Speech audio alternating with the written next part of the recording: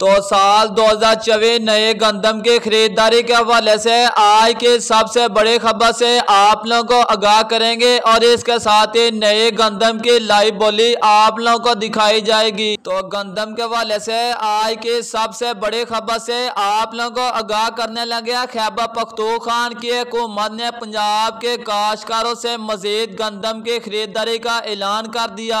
ये पंजाब के काश्तकारों के लिए खुशआइन बात है और अच्छी खबर है। अब गंदम के रेट में मजीद तेजी का रुझान देखा जाएगा। तो अब आप लोगों को मियां चन्नू गल्ला मंडी से नए गंदम 2024 के लाइव बोली दिखाई जाने लगी है।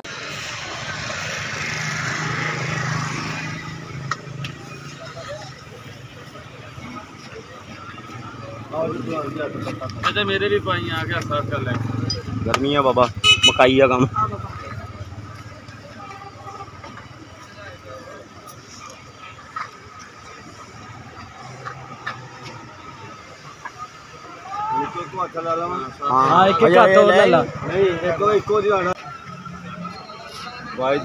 उनतालीस रुपए 2739।